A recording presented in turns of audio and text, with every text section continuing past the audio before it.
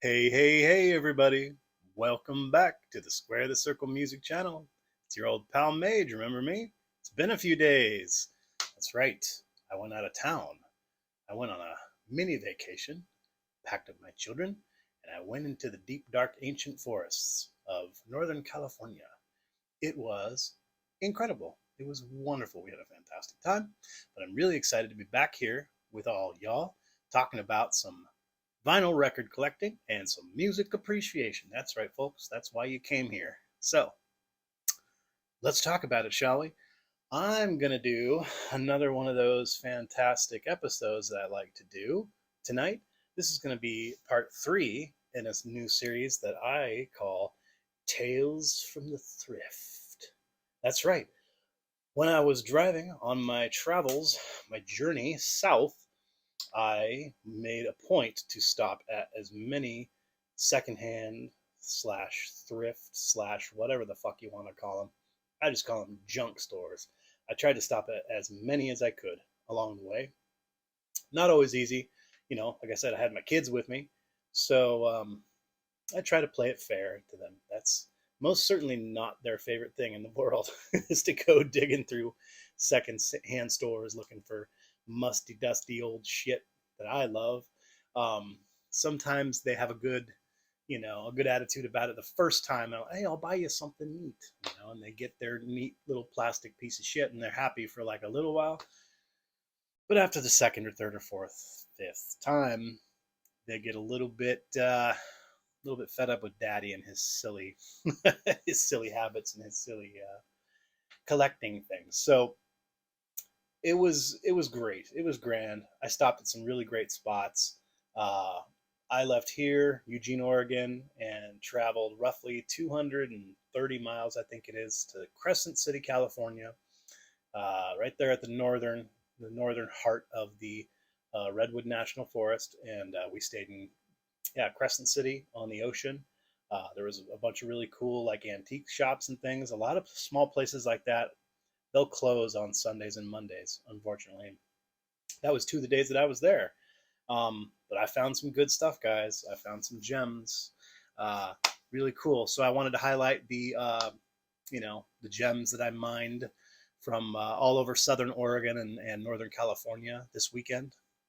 And also, I wanted to do a special highlight and shout out to brother Jesse Ostreicher, the owner, purveyor, um, mastermind behind Southern Oregon's finest record store and boutique in Grants Pass, Oregon. So, everybody, if you ever have time, if you're coming up from California through Grants Pass, Oregon, either, if you're coming Highway 199 from the coast, or if you're coming I-5 north straight up, hang out in Grants Pass. Go to Time Machine Records in Grants Pass, right there. I think it's in kind of a pseudo kind of old town area. I think that they have, but definitely just put it into your Google Maps and go right there.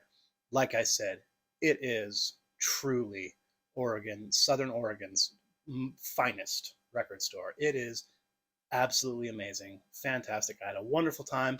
I've known Jesse, the owner, for many years now. I've sold him large collections in the past when like I said, I amass a lot sometimes.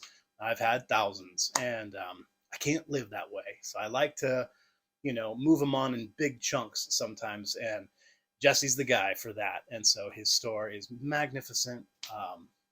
Go buy all his records.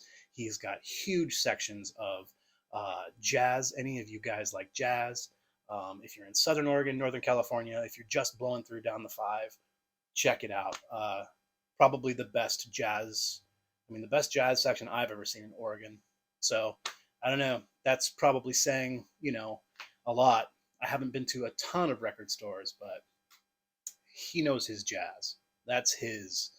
That's his thing. So if you're a jazz cat, you got to go to this store, as well as guys like me who love to death progressive rock, psychedelic rock, um, avant-garde, electronica. I mean, I breezed through the whole popular rock section. I assumed that the middle island was going to be kind of like blues and hip hop and R&B and things. And it's like I totally passed it by, and I asked him, "Hey Jesse, by chance do you got any like like electronica, ambient kind of stuff?" He's like, "Oh yeah, down there at the end, there's like a little section at the very end of the progressive psychedelic awesome section. There was this entire giant island that I totally skipped of all of my favorite shit." So I had to spend another half an hour putting my hands on everything, and I tried really hard to walk out of there without giving the guy my shirt.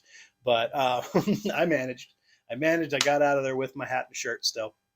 But love his store. It's just a gem deep in the heart of Southern Oregon. So everybody get there, check it out. I'm going to highlight some of the stuff that I bought from him, as well as the junk stores that I visited on my journey. So blah, blah, blah. I'll shut up now and I'll just show you my crap. So here's my crap, everybody. Wet my whistle, have a drink of my fake beer. Pardon me. Got to get those probiotics swimming around. Had a lot of junk food on this trip this weekend. Got to get my gut and everything back in gear. Okay, I'll start it off with some of the fun cheap stuff that I go right for the bins with all the dirty plastic and all the fogged up, cracked up crap that you can get 4 for $1 or 2 for $1. These days, used to be able to get them 10 for $1, but I got some great cassettes. So I'll show you my cassettes first. This is obviously a legendary album. A lot of you folks are going to kind of, flick boogers at me for this one, because I should know my way around this album. I really should. Though I am not the biggest lover and appreciator like I should be, but I'm not the biggest lover of like blues rock, especially blues rock from the 70s, 80s. There was just too much of that going on when I was a kid growing up, and that's just kind of what everybody that was around me in small town white bread Oregon, that's just all anyone listened to was hard rock and blues rock, of the late 70s throughout the 80s. So this one was kind of like, it was never on my radar and never wanted to give it a chance, but I'm really excited to jump into it. I know it has a lot to offer. So I wanted to pick it up and really, give it some time. I'm talking about Blow by Blow, Jeff Beck. I don't know if you guys can see this. Sorry. Jeff Beck's album, Blow by Blow. Like I said, I know it's even credited as being one of his best albums, if not his best album, right, everybody? I know I've heard and seen a lot about it. So I picked it up. Now I can spin it, in my car or truck, and, I can enjoy it for cheap. Dimes on the dollar. So I'm excited about that. Super excited to find this one. I was just talking about these guys, and of course they're named after my home state here, Oregon. But this was their first album that they did on the ECM label. They were independent for the first maybe album or two, at least, and probably were shopped around a lot of different like crazy cool hippie labels. But this was their first release on ECM, and so they just self-titled it. So yeah, the eponymous album by the band Oregon, which is a kind of new age jazz, soft jazz, funky world jazz, whatever you want to call it. I highlighted them in a recent video that I did about music from the Pacific Northwest.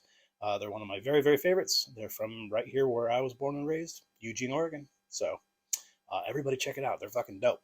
And I was really happy to find this. So I've never seen this album. I've never heard it. I have like 3 or 4 of their albums. And you see their shit everywhere. It's super popular and nobody likes it. So I always grab it up. But yeah, really stoked to find this cool gem. So there's another one. This one, another really cool, kind of almost in the same vein. Not really, but just, nerd music. Can you tell I was born in Eugene, Oregon? Yeah, there's that. I have some crunchy hippie sentimentality deep inside me that just kind of lives there, and I let it swim around. It's fine. I'm happy with it, but this is another one of those. I love the shit out of Kitaro. You guys know Kitaro. Yeah, he's magnificent. Asian, Far East Asian culture, real kind of like overdrawn, really grandiose kind of like, musical depictions of just like culture and just, it's really theatrical and, like I said, kind of over exaggerated. But the music doesn't necessarily uh, play off as that. It's just kind of like if you've seen live performances by him, it is very kind of over the top. But the music's fucking legit. It's rad. I have Key on vinyl. I think I've showed that off before. But it's a Japanese pressing of his album Key, which is dope. But this one's called Mandala. So I was really excited to find this on cassette. And I shall be playing this quite a bit. I love Kitaro. Super cool. The piece de resistance for my cassettes. Really fucking stoked to find this. I got a copy of Jean-Michel Jarre's Oxygen. Pretty dope. Like the original, the first one. It's like, I don't know if this was maybe actually from France. It's fucking cool. It's like OG release. I've never seen this. You know what I mean? Cool retro shit. Everything old school. Yeah, really happy to find that. Love the shit out of Jean-Michel Jarre. One of my very favorite, quirky electronic artists from the 70s, French guy. Anybody's not familiar with this and you like kind of beginning to middle age period of electronic music, when it was just becoming like hyper popularized in the early to mid 70s all throughout Europe and America. This guy really was one of the big names. Everyone's seen this art. Yeah, really cool fucking cassette. So happy about that one. Them's my cassettes. For I think $2. $2 I paid for those. Each of those were 2 for $1. So happy about that. I got some more cool crap. You guys want to see it? Check this one out. I was stoked about this. I love this soundtrack so much. Reminds me of my mother. She loved this film. She especially loved the music. This is one I got from Mom that has stuck with me all these years, and so had to pick it up. Had to buy a copy of this. Ennio Morricone's classic, immortal film music to the film The Mission. Kind of kicking myself. I haven't seen this film for 25 years or more. I think I watched it with her in high school, so it's been over 25 years. Need to watch it again. Robert De Niro, right? Robert De Niro and somebody else. I remember it being pretty fucking cool, but the music is absolutely gorgeous.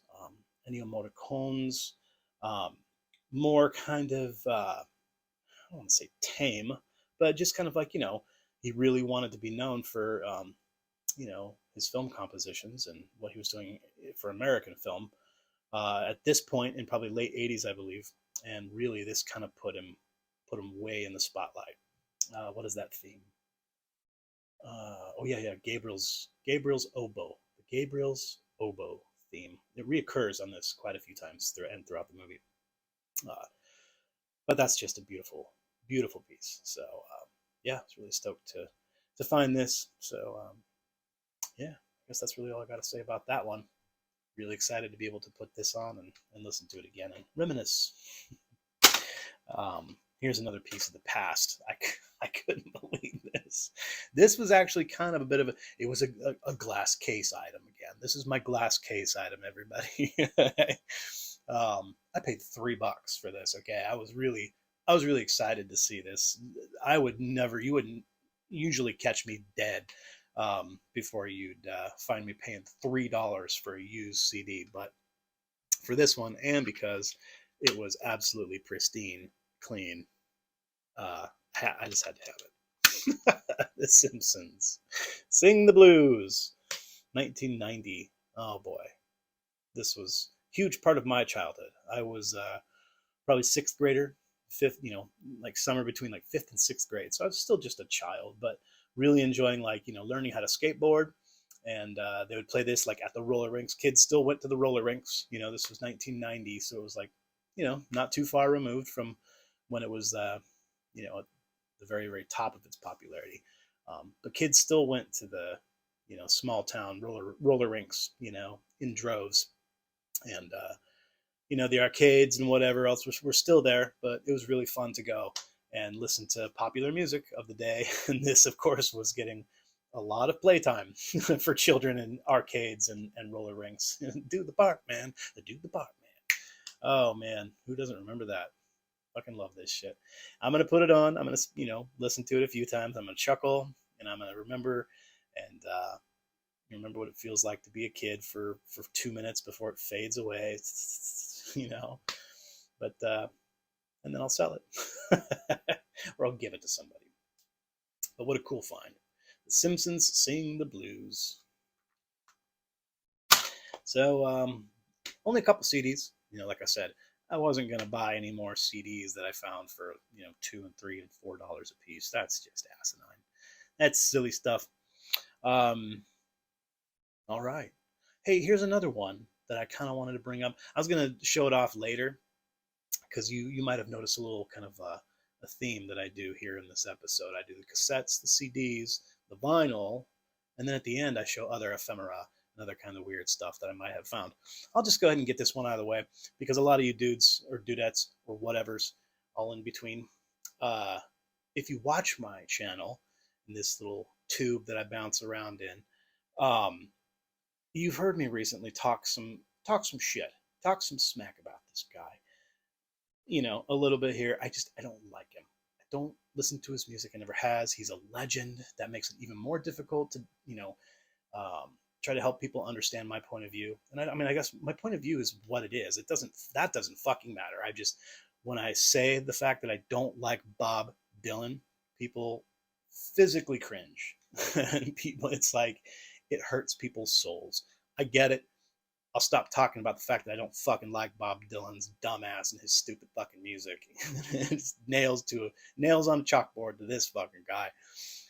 But all that aside, I didn't know he wrote a series of books.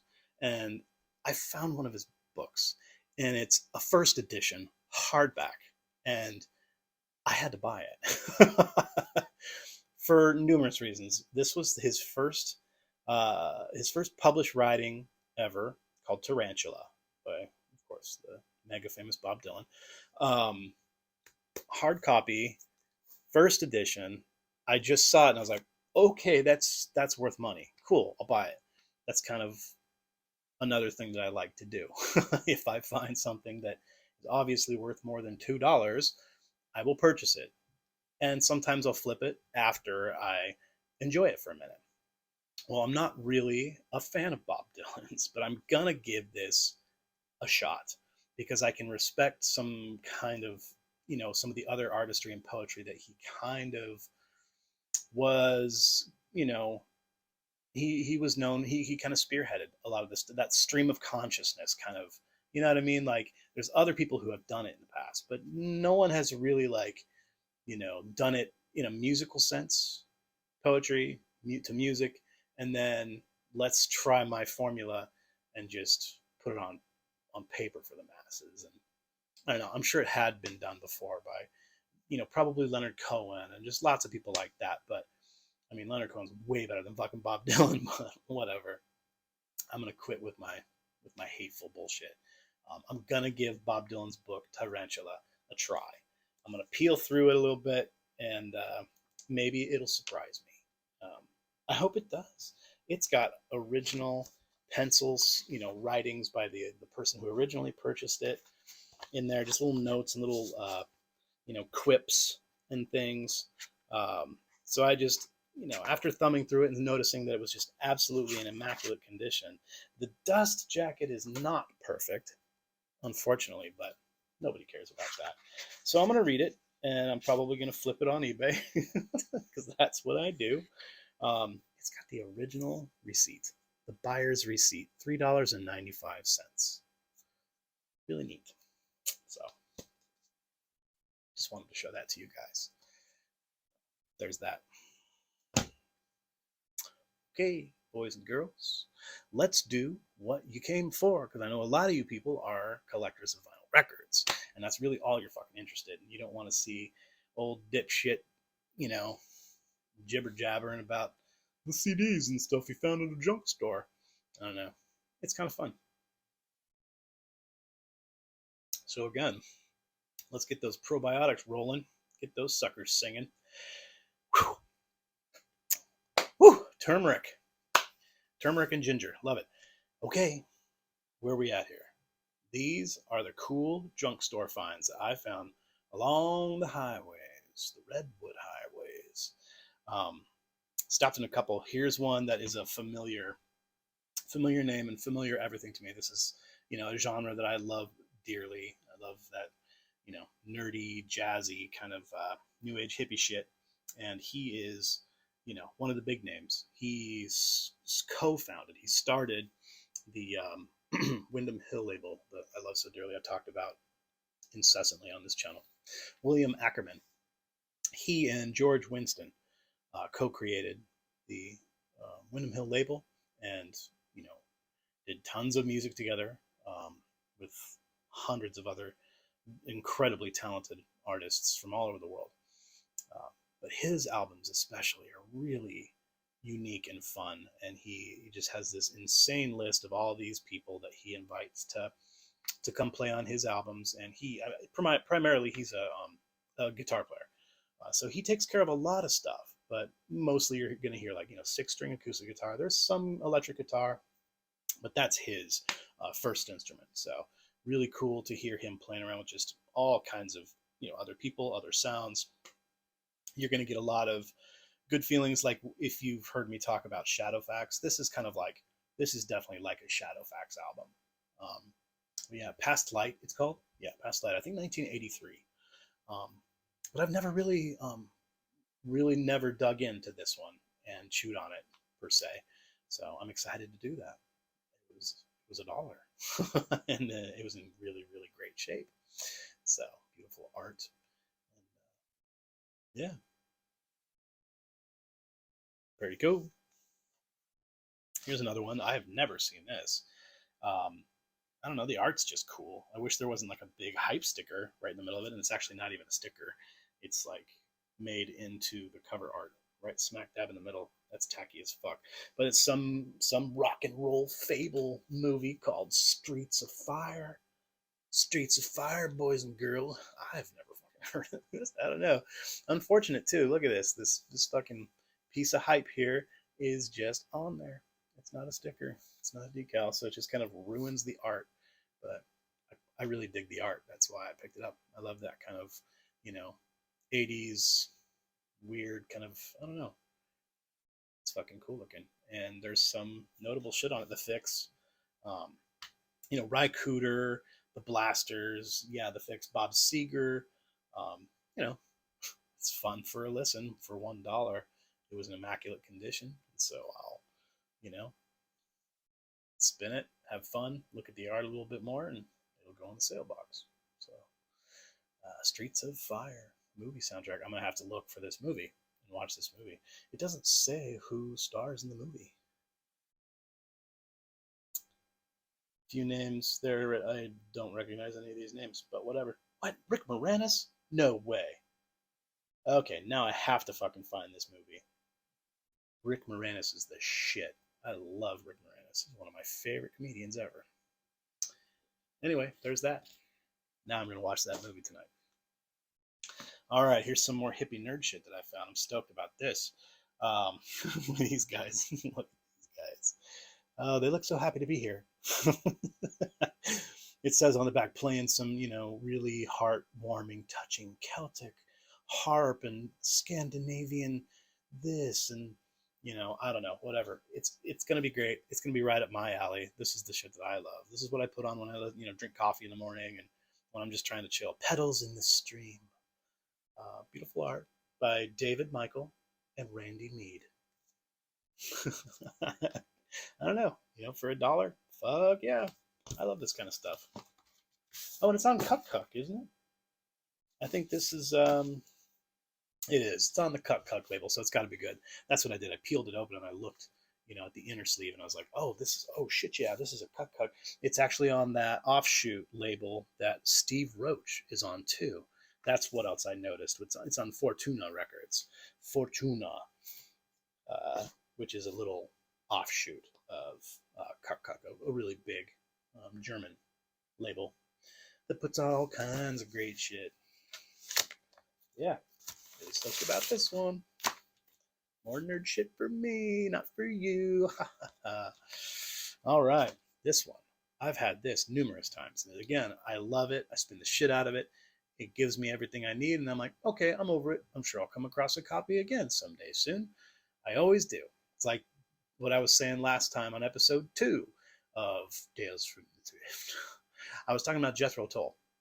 And I always come across thick as a brick constantly. And it's almost always, I can get it for $2 or $3. So I never hold on to it for that long. I sell it at record shows, give it to some other kid who really needs it. And this is another one that's similar to that. I love the shit out of it, though. It's that first self-titled Automatic Man. I don't know where these guys are from. They're fucking rad. Look at these guys. Super cool, late 70s prog. Yeah, I mean, just kind of minor, light progressive elements. It's just kind of another one of those kind of like prog adjacent bands.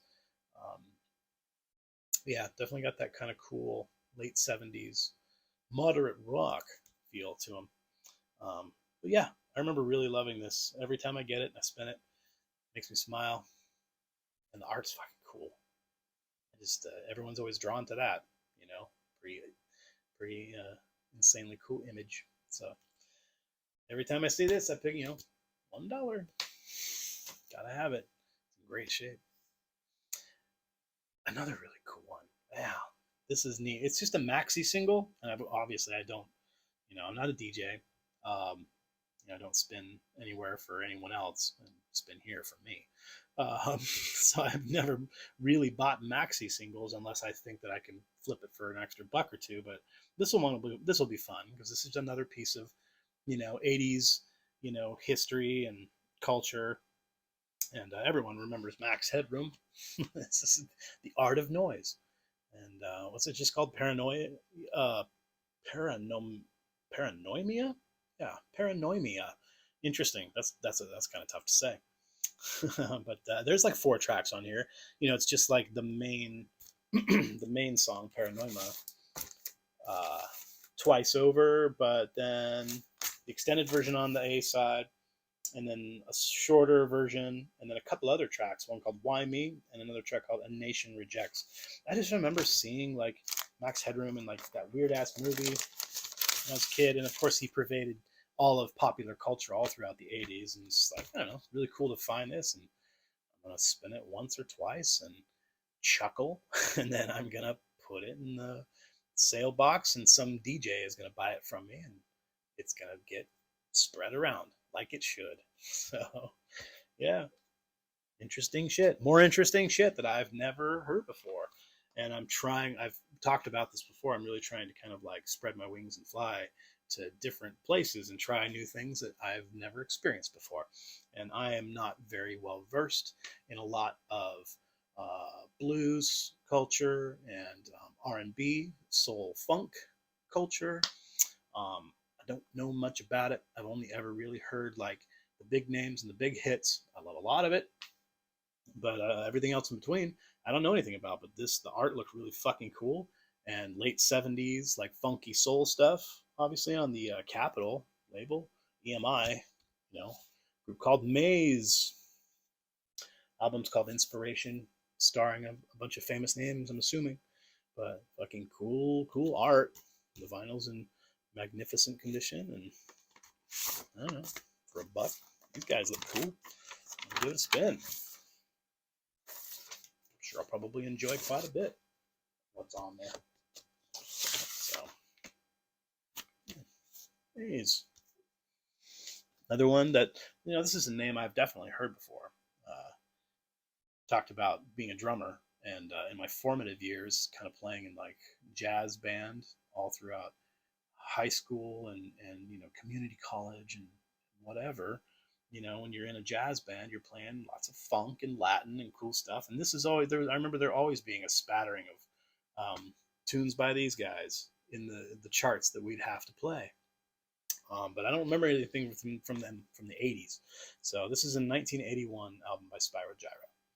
I remember hearing and listening to a lot of 70s Spyro Gyra, and getting on that funky Latin train. But yeah, I'm interested to see what this one's all about. It's called Free Time. Again, kind of really cool 80s pop culture art, which is shit that was, you know, everywhere when I was growing up. So I'm just going to kind of gravitate toward this stuff. I just think it's neat. Excited to listen to that. Man, they just keep coming. I got all kinds of cool shit on this trip. I hope I'm not boring the hell out of you guys. I'm take another chug of my shit here. This one, I've seen other ones, parts in this series before, but I've never seen this one, and I was really stoked that I did. Yeah, it's that Narada label that I love to death. Anytime I find anything on the Narada label, I buy it. Yeah, dude named Friedemann plays a mean guitar and keyboards. Friedemann Vitica. That guy. Seems like a nice guy. I'm sure this music's dope. Everything on the Narada label is awesome. So, Indian Summer. Really stoked to check this out. This looks, kind of late 80s, early 90s. Legit shit. Oh, I recognize the name on here too. That's, well, I mean, I always, like I said, I always buy Narada stuff, but I was really excited to see that David Arkenstone plays on this. I knew that name, and I've heard a lot of what David Arkenstone does. Really fucking cool stuff. So, yeah, a lot of names on this. There's like at least 8 to 10 individuals that make music on this album. So, very excited about this one. More nerd shit. It's all for me, not for you. All right, here's some not nerd shit. Well, it is still pretty fucking nerdy, but this is okay. Where are we? Yeah, no, this is still stuff that I found in the junk stores. I paid more than $1 for this one. This one, I don't know. I don't remember what I paid, but it wasn't very much. Because it's another one that I feel guilty that I don't really know anything about. I'm well aware of John McLaughlin. I'm not sure how to pronounce his name. I think it's John McLaughlin. He was super killer guitar player. Oh yeah, there he is right there, McLaughlin. But yeah, I'm not very familiar with Mahavishnu Orchestra, and this was a live album that I found. It looks amazingly cool. I'm really excited to listen to it. Between Nothingness and Eternity, it's called. And I just, I keep hearing that all the, progressive and psychedelic stuff that I love, and just the really just kind of like out there, ethereal, super symphonic and super elaborate type of prog shit that I love is, a lot of those guys are inspired by, they always say, the Mahavishnu Orchestra. And so, yeah, really excited to sink my teeth into this bitch. Because like I said, I will totally admit, I don't know anything about it. Not really from that era, so I don't know about everything.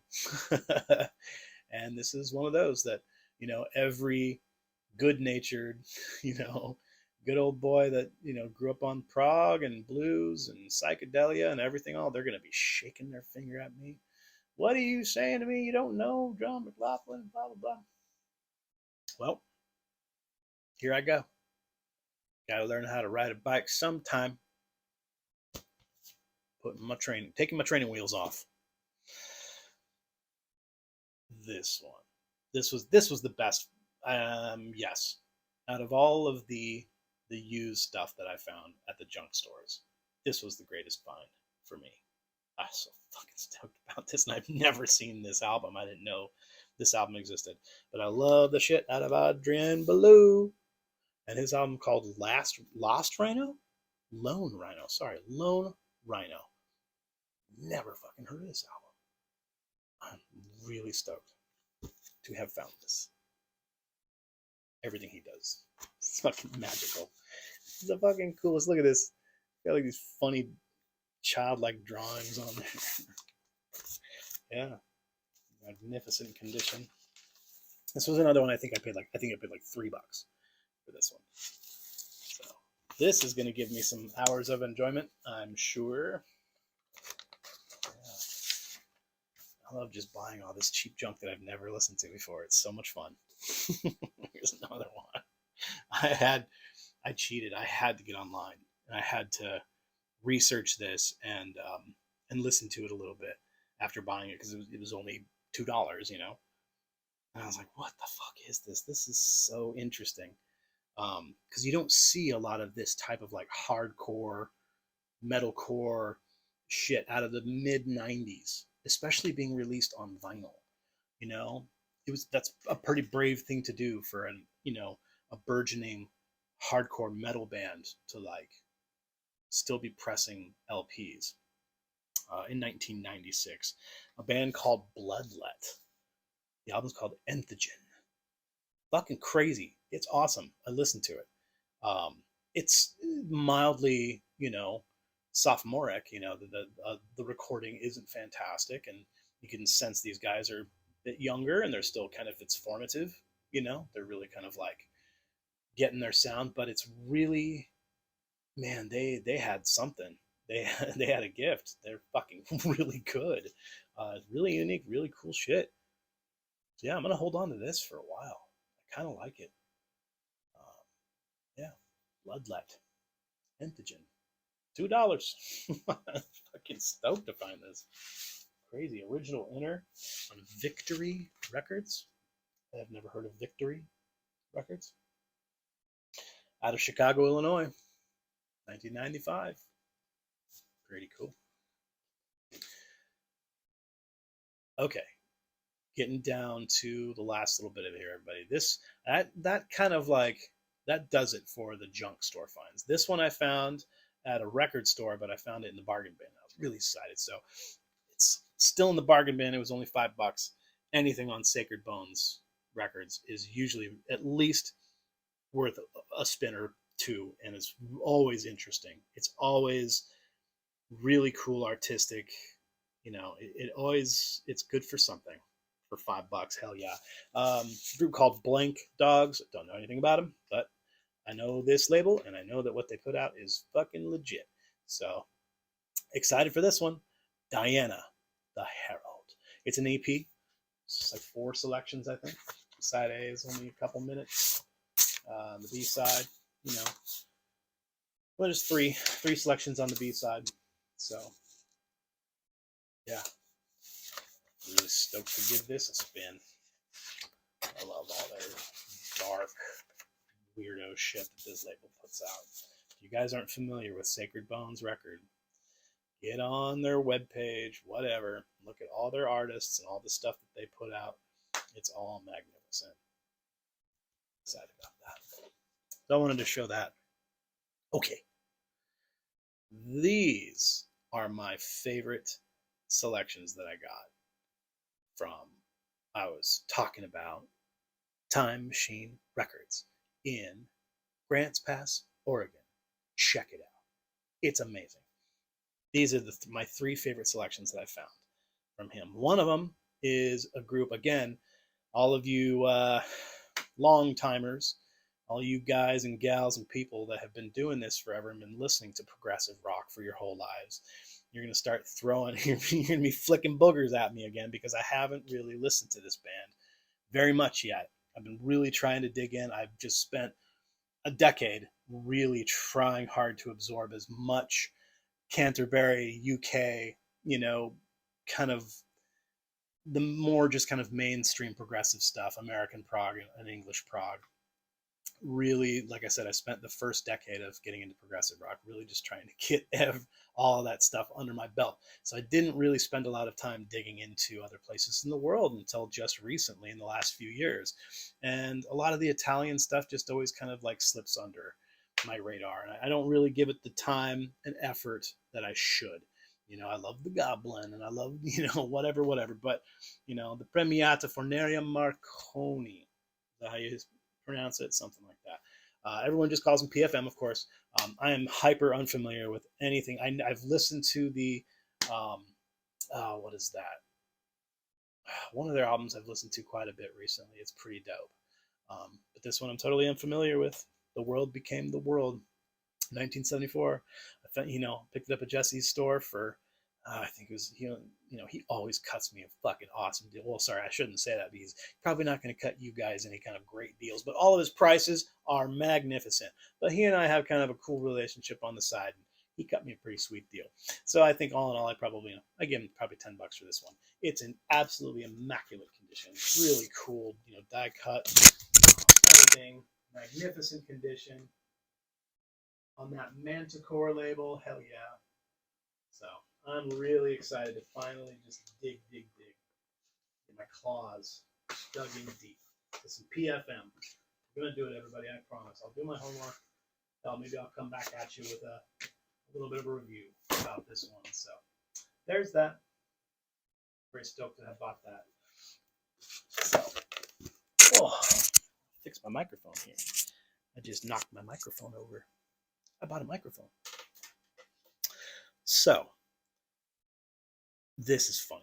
Not really. It's not really a funny story, but it's always great when you buy something, you enjoy the shit out of it. Being a vendor, selling records, doing the thing, inevitably sometimes things kind of fly away. This was one that I had for years, and it ended up getting put into a box from a large collection that I sold this gentleman, Jesse, who owns this record store I'm talking about. And it sat in his store for a couple years, and I happened to go to his store, and it's like, oh, there it is. I bought it back from him. Again, he gave me an amazing price. I've highlighted this album when talking about, I did a video about kind of neo, kind of progressive jazz that I love. And this was on my list, and I got the LP back. It's actually become quite rare, so I'm stoked that it was still sitting there, and now it's mine again.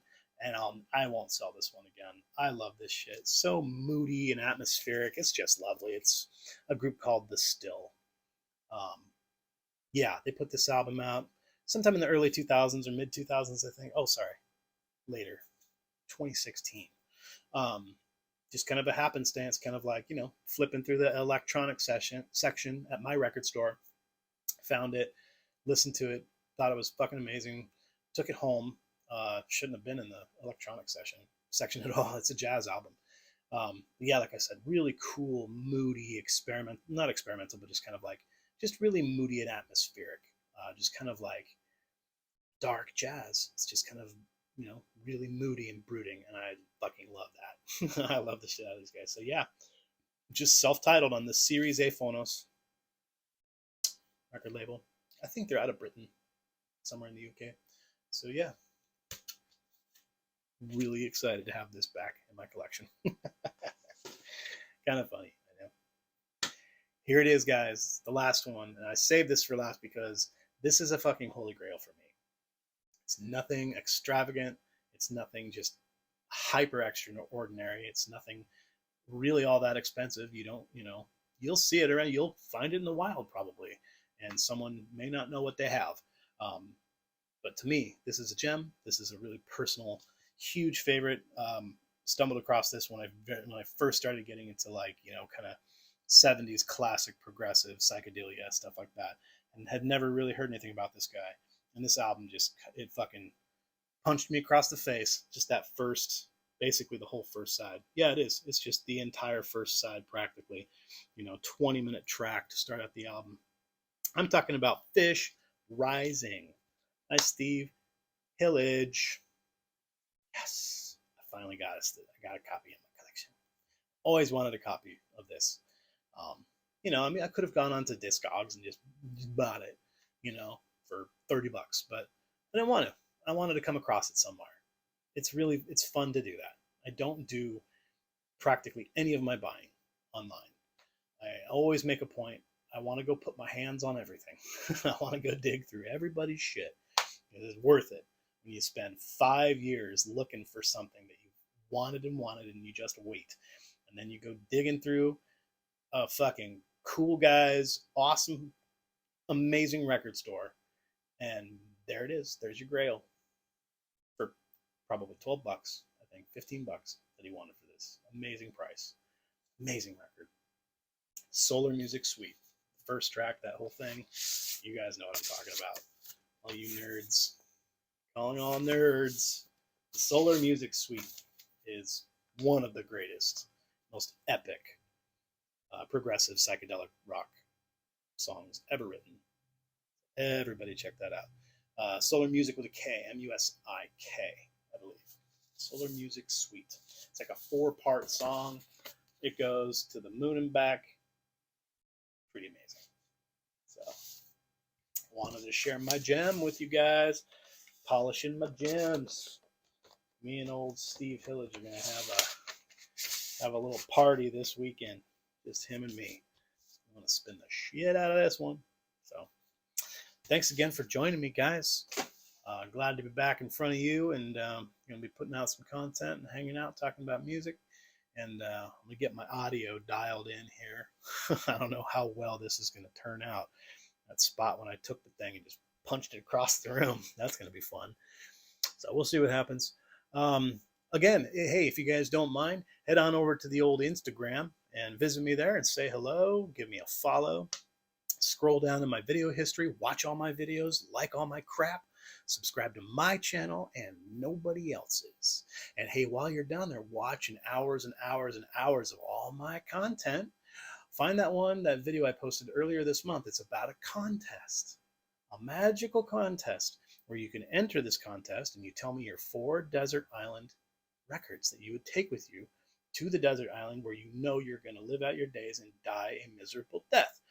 But you have 4 albums to do all that to. Tell me what they are. Put it in the comments. Say what's up. Show me that you subscribed by saying, "What's up, Mage? I subscribed. I want to be in your contest. I want to win your crap." And you might win. And I might send you some crap. So yeah, there's my spiel. There's my episode. That was more Tales from the Thrift. And me, your old pal Mage. Thanks for coming to the Square to Circle Music channel, and peace be with you.